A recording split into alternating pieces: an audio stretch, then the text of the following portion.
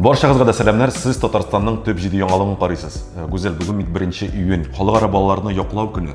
Әйеш йолдызлар, бәхет, елмаюлар һәм тормышта балаларча шатланып яшәргә телибез сезгә. Гаиләләрегез ныклы, бәхетле булсын. Гаиләдә һәрвакыт шатлыклы балалар тавышы ишетелеп, матур хыяллар туып тормышка ашып торсын. Рәхмәт, Роберт. Эй, балакаем.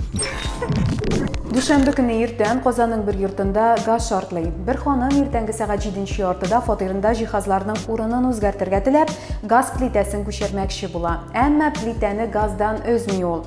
Нәтиҗәдә газ шлангы өзелә һәм шартлау була. Бәхеткә бар да исән, тик фатир хуҗабикәсе генә тән пешүләре һәм баш җәрәхәтләре белән дәваханәгә салына. Йортта төрле зурлыктагы ярлыклар барлыкка килә. 62 кешене эвакуацияләгәннәр. Хәзер йортта тиешле белгечләрне көтәләр. Алар бинаны алга таба төзекләндерү мөмкинлегенә бәя бирергә тиешләр. Фатир хуҗабикәсен исә газ җиһазларыннан файдаланырга өйрәтү курсларына җибәрәчәкләр. Җиңү парады көне билгеләнде. Ул Мәскәү һәм Россиянең башка шәһәрләрендә 24 июньдә узачак. Бу турыда Россия президенты Владимир Путин Илнең оборона министры Сергей Шойгу белән узган киңәшмәдә белдерде. Атна ахырында Путин бер боерыкны да имзалады. Анда 24 июнь чаршамбы ял көне булачагы әйтелгән. Бүгенге Татарстан коронавирус аркасында кертелгән тыюларны йомшартуның беренче этабында. Алга таба йомшартулар инфекция таралышы күрсәткеченең 0,8 билгесенә җитүеннән соң мөмкин булачак. Хәзерге вакытта билге 0,9 күрсәткечендә дип хәбәр итә Татарстан буенча Роспотребнадзор идарәсе җитәкчесе Марина Петашина. Икенче төрле әйткәндә, йомшартуларны дәвам иттерү өчен яңа авыру очраклары 60-тан артмаска тиеш булачак. Җәмәгать туклану урыннарын исә яңа авыру очраклары 20-30 кешегә кадәр кимегәч ачачаклар. Тик миңа хәзер бер нәрсә билгеле түгел. Ялларда Казанның Аккүш күле янындагы данлыклы шашырлык пешерү урыннары тынычлап кына ит кыздырып сатып ятты. Табигатьтә ярый дип саналамы бу, әллә алар җәмәгать туклану урыннары түгелме? Чәршәмбе атнаның иң мөһим сәяси һәм мәдәни көне булды. ТССРның 100 еллыгы. Әлеге бәйрәмгә елдан артык әзерләндек. Әмма ул парламент диварлары артында гына билгеләп үтелде. Коронавирус безне менә бу бәйрәмсез дә калдырды. Парламентта депутатлар бәйрәм сессиясын үткәрде.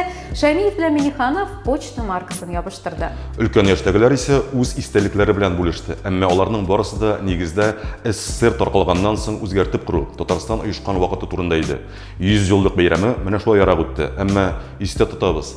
ТССРның 100 еллыгына багышланган бәйрәм чаралары ел дәвамында узачак дип әйткәннәр иде. Хәзер менә 30 августны көтәбез. Әгәр кемдә кем борчылган булса, тынычландырабыз. Салют булмады. Татарстанда балалар бакчасы өчен түләү системасы үзгәрәчәк. Әти-әниләр һәр вакыт түләргә тиешле өлешне бала бакчага йөрмәгән очракта 3-4 тапкырга кимитәчәкләр. Татарстан президенты Рөстәм Миңнеханов менә шундый карар кабул итте. Шул ук вакытта балалар бакчасындагы күп кенә төркемнәр өчен түләүдә үзгәрешләр әзерләнгән. Премьер Песошин түләүләрне 12 майдан яңача исәпләргә боерды. Ягъни балалар бакчалары хәзер антикафелар сыман. Шунда булган вакыт өчен генә түлисе булачак. Нуае катет белән бәрәңге буламагы өчен. Казанда тикшерү комитеты шәһәр башкарма комитетының вазифа изотларына карата ваемсызлык маддәсе буенча җинаять эше кузгатты. Тикшерүчеләр мәгълүматы буенча Казан түрәләре тиешле экспертиза үткәрмичә үзәктә торак йорт салуга рөхсәт биргән. Шуның аркасында күрше йорт диварларында ярыклар барлыкка килгән. Тикшерү комитетында диварларның шулай яргалануы кешеләр тормышына һәм сәламәтлегенә зыян китерергә мөмкин дип саныйлар. Түрәләр кагылгысыз дип әйтәләр идеме? Русча әйтмешли, допрыгались. Бу атнаның гына түгел, елның дөнья күләмендәге коронавирустан да көчлерәк төп яңалыгы шимбә көнне кешелек тарихында беренче тапкыр кешеләрне космоска шәхси компания җибәрде.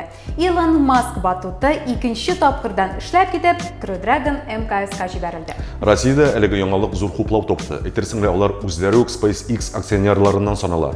Роскосмос җитәкчесен менә һич кенә дә яратмыйлар. Бу аңлашыла да инде. Аның белән без космосны югалтык дисәк тә була. 30 майда Татарстан һәм Башкортстанның халык артисты Хәния апа Фәрхигә 60 яшь тулган булыр иде. Хәния апаның арабыздан китүенә 3 ел тулды. Әмма аның иҗаты халык күңелендә саклана. Әлеге чыгарылышыбызны аның матур җыры белән тәмамлый. Дуслар, сез Татарстанның төп җиде яңалыгын карадыгыз. Киләсе очрашуларга кадәр. Сау булыгыз. Сау булыгыз.